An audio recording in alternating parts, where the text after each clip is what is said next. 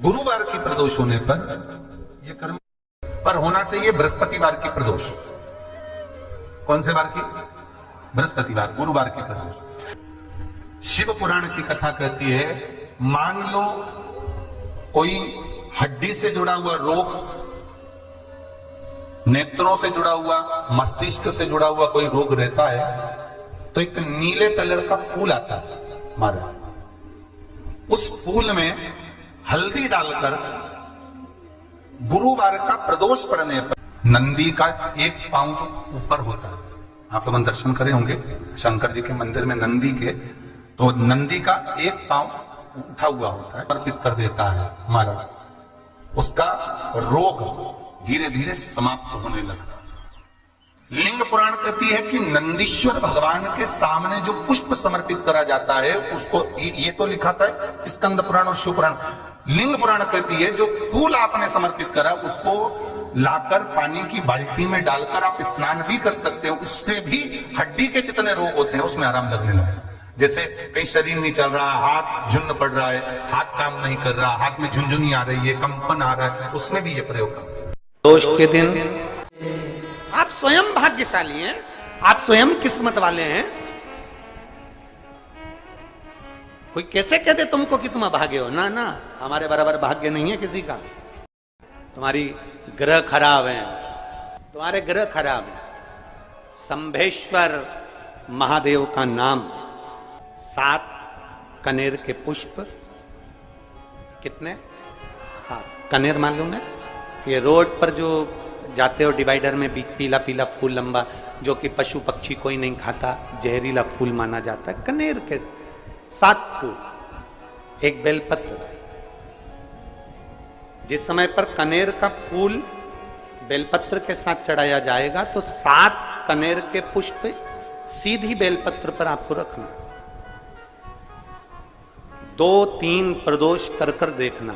अगर कोई आपसे कहे कि आपका भाग्य ठीक नहीं चल रहा, आपकी किस्मत ठीक नहीं चल रही, आपके ग्रह ठीक नहीं चल रहा है, आप भाग्यशाली नहीं हो, पहले तुम वहां से उठ जाओ। उसके बाद में देवाधिदेव महादेव के पास 7 कनेर के पुष्प एक बेलपत्र में रखकर नंदीश्वर के पास में बैठकर श्री शिवाय नमस्तुभ्यम बोलकर अशोक सुंदरी वाली जगह पर स्पर्श कराकर भगवान शंकर पर 7 फूल के साथ बेलपत्री की डंडी अशोक सुंदरी की साइड हो, ऐसा स्मरण करते हुए शिव को समर्पित कर दे। वही बेलपत्री 5 बार नमः शिवाय या पंचाक्षर मंत्र, षडाक्षर मंत्र या श्री शिवाय नमस्तुभ्यम बोलकर वही बेलपत्री 3 प्रदोष, 4 प्रदोष, 5 प्रदोष, 2 प्रदोष, जितने प्रदोष आप चढ़ा रहे हैं प्रदोष काल में, वो बेलपत्री लाकर अपने कक्ष में अपने पूजन वाले स्थान पर रखते जाओ। एक बेलपत्री एक प्रदोष पर लाओगे, अगला प्रदोष आएगा, कितना अंतर पड़ता है आपके भाग्य बदलने में, आपको खुद मालूम पड़ जाएगा कि आपकी किस्मत कैसे बदल गई।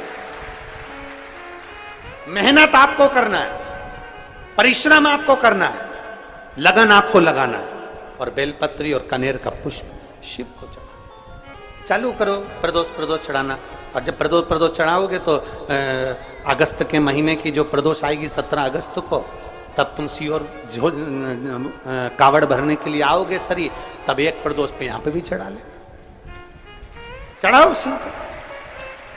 शंकर का भजन। यहां नहीं चढ़ा सकते, अपने घर पर चढ़ाओ, अपने शिवालय में चढ़ाओ, अपने देवालय में चढ़ाओ, अपने नजदीक में जो शंकर मंदिर वहां चढ़ाओ। आराधना शिव की। कोई कह दे तुमसे कि ये ठीक नहीं, प्रथम आप ये जो कनेर के फूल चढ़ाओगे ना, इसमें श्रंभेश्वर महादेव का भाव होना चाहिए। श्रंभेश्वर महादेव, फिर से एक बार बोलो, कौन से महादेव? श्रंभेश्वर। और फिर एक निवेदन, मान लो कि डॉक्टर कह दे कि बच्चे की धड़कन नहीं आ रही है,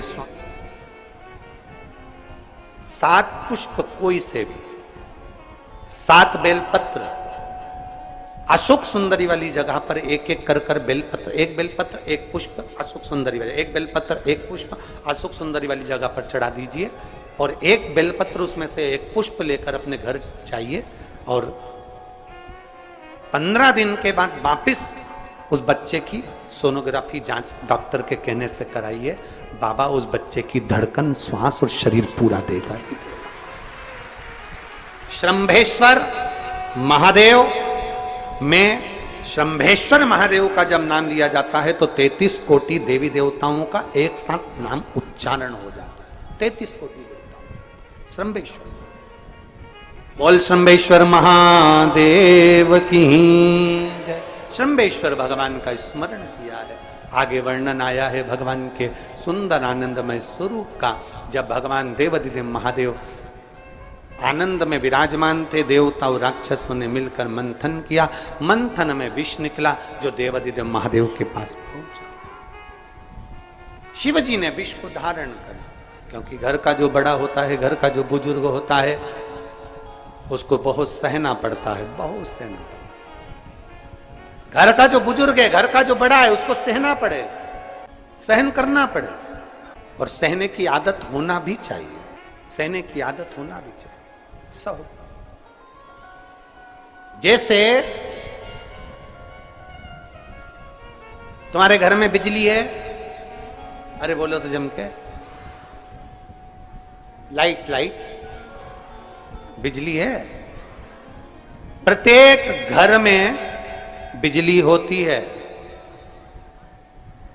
तो क्या प्रत्येक घर बिजली घर बन जाता है? जम के बोलो जरा।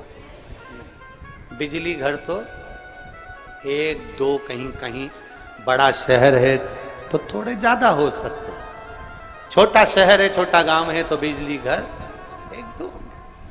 प्रत्येक घर में बिजली होती है, पर सारे घर बिजली घर नहीं कहलाते, बिजली घर नहीं बन जाते। बिजली घर तो कोई सा घर होता है। उसी तरह ढेर सारे तुम्हें कथा करने वाले भी मिलेंगे, ढेर सारे तुम्हें ज्ञान देने वाले भी मिलेंगे, ढेर सारे तुम्हारे पास में, तुम्हें मोबाइल खोलोगे, टीवी खोलोगे तो ढेर सारे महाराज मिलेंगे, पर सब देवाधिदेव महादेव के भक्त नहीं मिल जाते। बड़ा कठिन होता, बहुत कठिन। प्रत्येक घर बिजली घर नहीं होता। उसी तरह घर में रहने वाला प्रत्येक व्यक्ति शंकर का भक्त नहीं होता। उस घर में रहने वाले 10 लोगों में, 15 लोगों में, 20 लोगों में, 25 लोगों में, 5 लोगों में, 10 लोगों में कोई 1-2 ऐसे होते हैं, कोई 1-8-2 ऐसे होते हैं जो शंकर की भक्ति में डूबे होते हैं, शिव के स्मरण में डूबे होते हैं। घर वालों को घर वालों को लगता है कि काम पर काम हो रहे हैं, अच्छे काम हो रहे हैं, खूब अच्छे काम हो रहे हैं, पूरे खानदान में अच्छे काम हो रहे हैं। कई लोग कहते हैं इसकी कृपा हो गई, उसकी कृपा हो गई। ना, जो रोज तुम्हारे घर में से कोई एक व्यक्ति शंकर को जल चढ़ाने जा रहा है, ये उसकी कृपा है जो तेरे घर में आज सब कुछ आनंद होता चले जा रहा है, ये उसकी कृपा है। अंत बिंदु मेरा शिव है। चंचुला देवी हाथ जोड़कर कहती है, प्रभु कृपा करें। भगवान शिव विष पीकर नीलकंठधारी बन जाते हैं। अमृत पीने वाले देव कहलाए और विष पीने वाला देवाधिदेव महादेव कहलाए। महादेव। थोड़ा दुख आए तो चिंता न करना, बाबा कुछ अच्छा करने वाला होगा। थोड़ा कष्ट आए तो चिंता मत करना, बाबा कुछ अच्छा करने वाला होगा। जल्दी से काम नहीं निपटे, बहुत मेहनत करना पड़ रही है। हम 3 बार 4 बार कुबेरेश्वर धाम आ गए, 5 बार आ गए, बाबा कब सुनेगा? चिंता मत करना, फाइल थोड़ी मोटी है, पर थोड़ा समय लगाएगा, करेगा। किसी को खाली नहीं भेजता तो तुम्हें कैसे भेज देगा?